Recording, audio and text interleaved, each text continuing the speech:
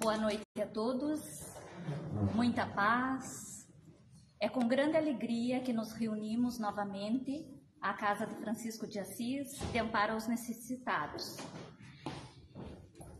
Também aproveitamos para cumprimentar os nossos irmãos que acompanham pelas redes sociais da CEFAM. Vamos iniciar o nosso encontro com a prece. Querido Deus, nosso Pai, mentores espirituais que nos assistem, Jesus, nosso Divino Mestre, aqui estamos uma vez mais para a atividade desta noite e como o nosso coração está repleto de gratidão pela oportunidade, rogamos também por aqueles nossos irmãos que ainda não tiveram a oportunidade de conhecer as lições de Jesus. Rogamos por todos aqueles que estão passando pelas dores do corpo físico e pelas dores morais. Rogamos também por todos aqueles que não puderam estar aqui conosco, emanando vibrações de paz, de amor, de concórdia e sabedoria. Que os nossos irmãos que nos acompanham também recebam as emanações que ora estamos sentindo neste ambiente. Senhor, sê conosco agora e sempre. Queridos irmãos e irmãs, nesta noite nós vamos dar continuidade às reflexões acerca do capítulo 16, Não se pode servir a Deus e a Mamon. Vamos refletir sobre a parábola dos talentos, que é muito conhecida de todos nós. Contudo, cada vez que a lemos, encontramos um ensinamento que ainda não havíamos entendido. Aí passamos a tentar vivenciar daquela forma. Também refletiremos sobre a utilidade providencial da riqueza, provas da riqueza e da miséria. São temas que nós já estamos refletindo há alguns dias, algumas semanas, e lembrando que a repetição é a linguagem do amor. Jesus ensinou a todos e repetiu quantas e tantas vezes fossem necessárias para elucidar dúvidas.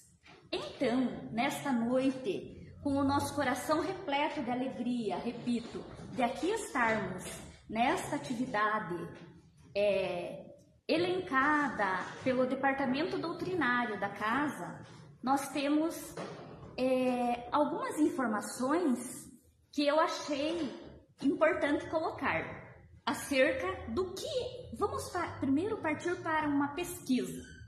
Não que a parábola dos talentos não nos traga pesquisação. Olhando o que significa talento. Na atualidade nós sabemos ou colocamos que talentos são as aptidões e etc. Mas talento é uma medida de peso utilizado na Babilônia, atual Iraque, e eram usados dois tipos de medidas de talentos. Eram pedaços de metais preciosos, poderia ser ouro, prata, cobre e enfim. Na nossa reflexão anotada pelo evangelista Mateus, trata-se da prata. Então, na Babilônia antiga, existiam dois, o pequeno talento e o grande talento. O pequeno talento pesava 30 quilos, o grande talento pesava 60 quilos. Essas referências estão na Bíblia anotada e também numa reportagem da revista Veja de 2012. Então, na época de Jesus, sob o domínio do Império Romano, era costume os usar essa medida para as atividades comerciais. Com o tempo, as medidas foram se adequando, né? Hoje nós estamos falando de um período em que utilizávamos essas medidas. Na parábola anotada pelo evangelista, já sabemos que era prata. Imaginemos as multiplicações dos talentos que agora vamos refletir. Segundo a parábola dos talentos, um senhor se ausentaria em viagem e chamou aqueles 3 servidores, que também nós já conhecemos essa passagem. A um deles deu 5 talentos, a outro deu 2 e ao terceiro deu apenas 1 talento. Passou-se o tempo e ao retornar de viagem, aquele senhor chamou todos os servidores para uma prestação de contas. E esta prestação de contas tornou-se assim, um momento bom e outro não muito bom. E para isso, nós vamos pensar o que a parábola dos talentos nos traz na atualidade. Como é que nós estamos agindo de acordo com os talentos? Hoje, nós vamos pensar assim, bom, se na Babilônia Antiga era usada esta medida, de que talentos nós estamos falando hoje? Hoje, nós não estamos falando nem do ouro, nem da prata, enfim, de nenhum metal precioso. Nós estamos falando de valores morais. E que, na realidade, a parábola dos talentos, mesmo sendo embasada em valores quantitativos para a época, ele trata-se de um fundo moral, de ensinamentos que há mais de 2000 anos está aqui para nós, já pensando na transição planetária. Nesse mundo que nós temos que, devemos estar presentes para essa transformação. Lembrando que não acontecerá a transformação planetária de acordo com um milagre, e sim pela transformação moral de cada um de nós que está aqui presente, cada um de nós que, enfim, da sociedade como um todo. Bem, aquele que recebeu 5 talentos chegou muito feliz e entregou para o seu senhor, multiplicando, entregou uma quantidade multiplicada. O que recebeu 2 talentos também ficou muito feliz, entregou aquela quantidade, ou seja, eles trabalharam aqueles talentos. Eles foram fiéis aos talentos recebidos. Tá, mas não ficaram com medo? Não, eles tiveram dinamismo para trabalhar aquela situação. Bem, aquele senhor ficou muito contente. Falou, olha, servidores bons, servo fiel, fidelidade, foram fiéis, né? Então, receberam aquele impulso. Muito bem, é isso aí. Agora, já posso confiar mais coisas para vocês. Já posso delegar mais tarefas. E o que é que ele quis dizer com posso confiar mais coisas? Quer dizer que aqueles 2 servos poderiam participar do desenvolvimento e do progresso anunciado para o planeta Terra. Naquele momento, quando o Senhor os chama, aqui nós estamos falando de uma figura de linguagem que ao mesmo tempo eu posso pensar assim, que era um grande proprietário, e também ao mesmo tempo eu posso pensar que era Deus, colocando não falando de valores quantitativos e valores monetários, e sim de valores morais. Chamaria aqueles 2 para dividir responsabilidades. E assim, entretanto, o terceiro ficou quieto, limitou-se a chegar ao seu senhor e disse: enterrei os talentos, aliás, o talento recebido. Ao falar com o seu senhor, disse: estou ciente de que a sua severidade é de que colhe aonde não semeia. Poxa, ele pegou aquele talento que poderia ser multiplicado e com medo enterrou. Mas espera aí, melhor ele entregar um do que nenhum? Veremos a seguir. A reflexão então, ela é assim muito grande em relação ao que são os talentos e o que é que esses talentos vão reverberar em nossas vidas. Quando lemos uma parte dessa parábola, ela trata-se de uma linguagem forte e às vezes um pouco rude. Pensando, poxa, mas ele poderia ser um pouco mais suave. Mas eu vou ler esse trechinho, que eu sei que vocês conhecem, mas só para relembrarmos. O homem, porém, lhe respondeu: servidor mau e preguiçoso, se sabias que ceifo onde não semeei e colho onde nada pus, devias, pois, pôr o meu dinheiro nas mãos de banqueiro, a fim de que, regressando, eu retirasse os juros, o que me pertence. Tirem-lhe, pois, o talento que está com ele, e dei ao que tem 10. Porquanto dar-se-á a todos que já têm, e esses ficarão acumulando bens. Quanto àquele que nada tem, tirar-se-lhe-á, mesmo que pareça ter, porque aquele talento era uma concessão. E veja, esse servidor inútil será lançado nas trevas exteriores, onde haverá prantos e ranger de dentes. Parece uma linguagem forte. Mas, de repente, essa linguagem forte faz a pessoa acordar. Que nós não estamos aqui de passagem, entre aspas. Estamos, mas não estamos. Nós estamos aqui para desenvolver as nossas aptidões.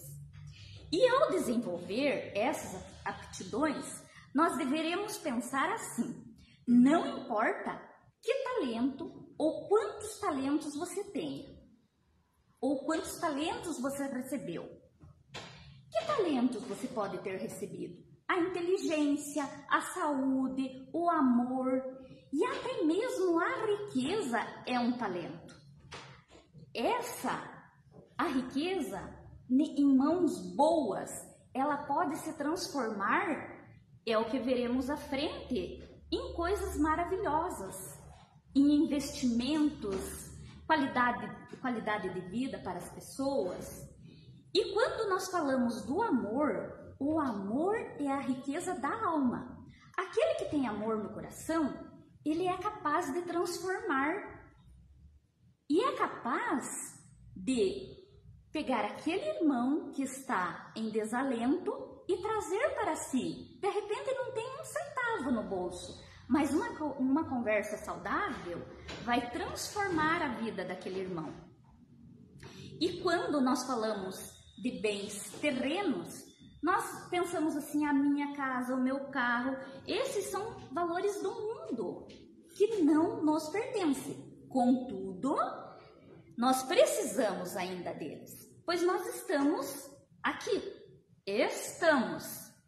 Quando o ser humano se reveste do poder, do talento, entre aspas, poder, ele pode transformar-se em um portador de boas benesses, usar para o bem, fazer as transformações necessárias para a evolução da sua comunidade, para a evolução da sua cidade, do seu estado e assim sucessivamente.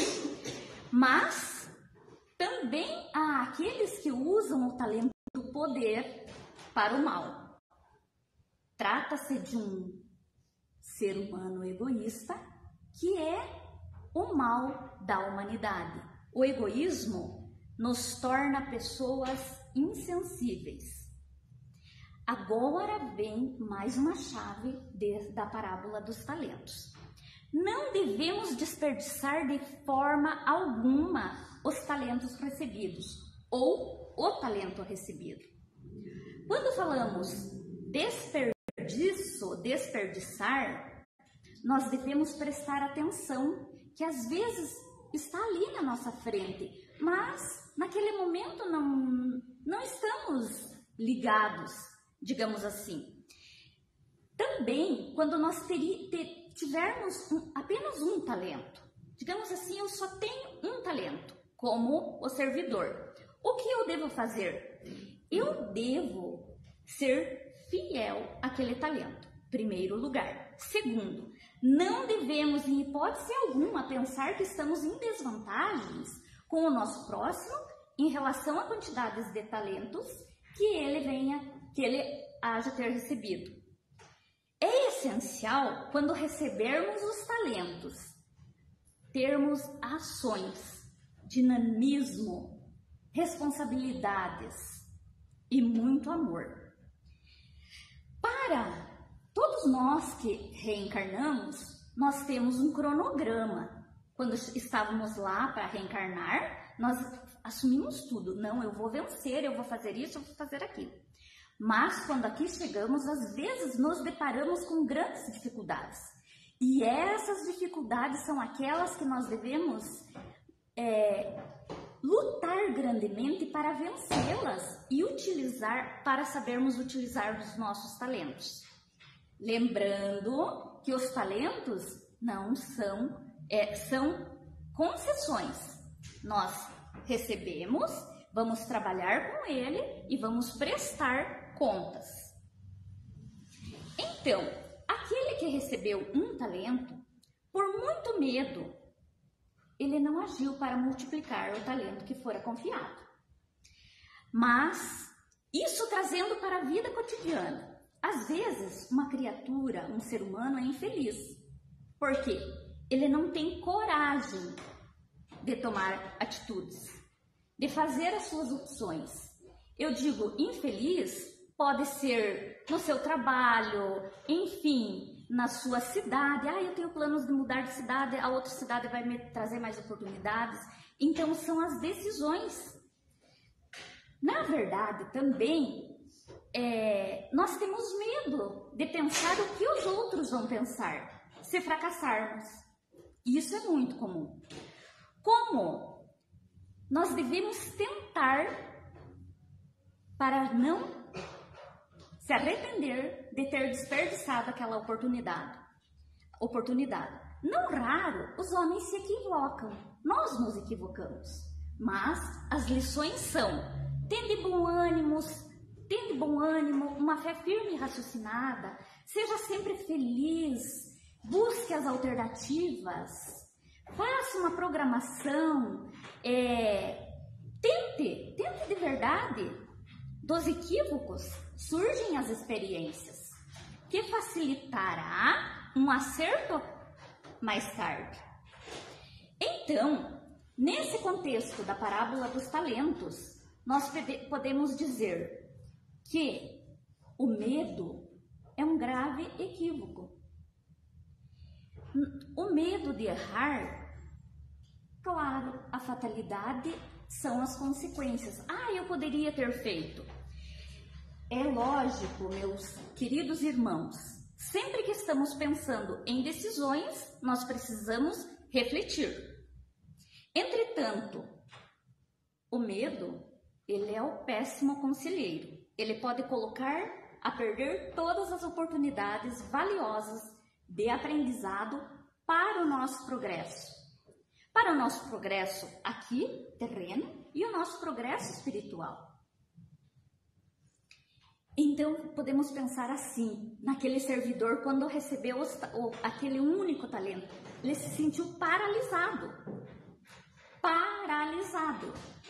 E isso deixou ele sem ação. Aí nós temos um outro item para analisar, que ele está a dialogar exatamente com essa passagem da parábola dos talentos, que é a utilidade providencial da riqueza. Se a riqueza, digamos assim, aqueles dois primeiros que receberam os talentos multiplicaram, vamos pensar assim, ficaram ricos. Se a riqueza houvesse de constituir um obstáculo à salvação dos que a possuem, conforme se poderia inferir de certas palavras de Jesus, interpretado segundo a letra. Lembram que eu falei que parecem fortes aquelas palavras? Mas nós devemos lembrar que foi escrito numa condição e foi traduzido, então nós devemos pensar que as palavras aparentemente fortes, elas são suaves para a nossa evolução. Deus, que concede a riqueza, teria posto nas mãos de alguns um instrumento de perdição, sem apelação nenhuma à ideia que repugna a razão. Esse item está no Evangelho segundo o Espiritismo, na página 254. Então, também pensando em o Evangelho, se a riqueza é a causa de muitos males, não é ela que devemos inculpar, mas ao homem que dela abusa. Imaginemos nós, aqueles dois servidores que receberam os talentos, eles foram evoluindo e foram participando das responsabilidades.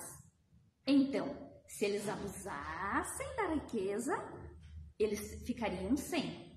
Então, a riqueza assemelha-se a certos venenos que, em mãos inábeis, podem provocar a morte, mas, se empregadas com sabedoria, restituem a saúde. Vejam só a grandiosidade dessas reflexões, que às vezes, quando estamos em casa, nós não paramos para meditar. E se a riqueza é exacerbada tanto às más paixões, ela conduz às más paixões e provoca tantos crimes, sabemos também. Mas não é a ela que devemos inculpar, e sim ao homem que faz mau uso. É na consequência do estado de inferioridade do homem no mundo terrestre que a riqueza transforma em males. Deus não teria, se ela fosse causa de todos os males, Deus não teria colocado. E sim, todo mundo ia viver naquela tranquilidade, sem progresso. E o progresso não está exatamente só nos bens materiais, mas nós precisamos. Como feito, o homem tem por missão trabalhar pela melhoria material do planeta. Cabe ao homem desobstruí-lo, sanear, dispô-lo para receber um dia a população e ter qualidade de vida, para alimentar. Olha um outro dado que o Evangelho nos traz e é exatamente o que nós vivemos. Para alimentar essa população que cresce, para ter qualidade de vida, é preciso fazer aumentar a produção. E se a produção de um país é insuficiente, será necessário buscá-lo fora. É isso, é o progresso. E a riqueza também age como um processo interrelacional. As relações entre os povos se constituem como uma necessidade, a fim de mais as facilitar, cumpre sejam destruídos os obstáculos materiais que separam. Então, quando se aglutinam, há essa troca, esse intercâmbio, aqueles obstáculos são rompidos e tornadas mais rápidas as comunicações. Vejamos só, nos últimos tempos, a comunicação do planeta como avançou. E assim, nós temos na ciência os meios de executar com maior segurança e rapidez os processos de intelectualidade, moralidade, responsabilidade e muito amor. A atividade desses trabalhos, utilizando-se da riqueza para alavancar a ciência, faz com que a inteligência se desenvolva. Essa inteligência se concentra num primeiro momento, depois há aquela aglutinação e a satisfação das necessidades materiais. Vejamos só, a riqueza não é um mal. A riqueza é o meio primordial para a execução de grandes trabalhos, de atividades, de pesquisas, com a razão, pois é a natureza considerada a riqueza considerada um elemento do progresso. Então, por que nós estamos ainda nessa? Porque a riqueza é um mal. Para tanto, a riqueza e a miséria não são prêmio e nem castigo. Deus, em sua infinita misericórdia, ele não pende nem para um lado e nem para o outro. São situações transitórias que o homem experimenta no processo da evolução espiritual. Longe de ser um mal, a riqueza. A riqueza é o fator do progresso material do planeta e de bem-estar da humanidade. Então, quando nós falamos assim, a parábola dos talentos traz para nós essa imensidade de perguntas. Eu sei que eu dei um nó nas nossas cabeças, não é verdade? Porque eu também tinha tanta coisa para trazer, tantas informações, que eu falei, Rosângela, para aí, porque senão nós vamos até meia-noite. Mas o importante é que nós estamos aqui para refletir sobre essas informações que são preciosíssimas para nós.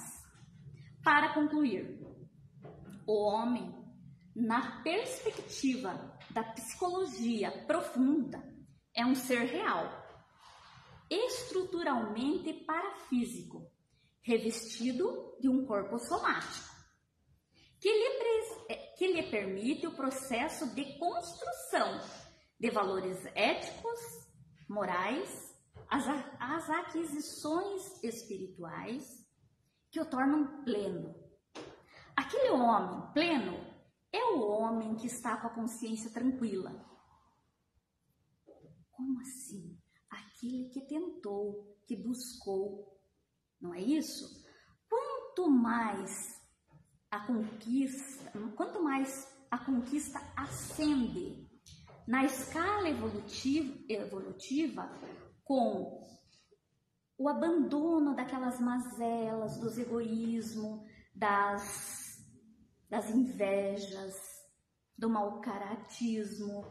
Quando nós estivermos pleno, livre das mazelas, nós estaremos no caminho que constitui o progresso da humanidade. Esta reflexão está em o livro Jesus e o Evangelho, à luz da psicologia profunda. Queridos irmãos, o nosso tema é maravilhoso. Agora, cabe a cada um de nós procurar o melhor viver. Vamos ser fiéis aos nossos talentos ou vamos ser fiel ao nosso talento? O convite está aí para todos nós e vamos nos preparar agora para recebermos as energias do passe que em seguida acontecerá. Com os nossos pensamentos elevados, com os nossos sentimentos de toda a nossa gratidão pela oportunidade desta reflexão da noite, agradecemos a espiritualidade maior que nos assiste, a Deus, nosso Pai, e a Jesus, nosso Mestre. Neste momento em que nos preparamos para receber as energias do passe, rogamos que possamos todos nós, de acordo com o merecimento de cada um, receber as bênçãos, receber a paz interior e que neste momento dirijamos os nossos pensamentos àqueles nossos amores que estamos rogando ao nosso Pai. Assim dizemos: Pai nosso que estás nos céus e em toda parte, santificado seja o vosso nome. De amor e de concórdia, seja feita a vossa vontade, aqui na terra como em todos os mundos da sua criação.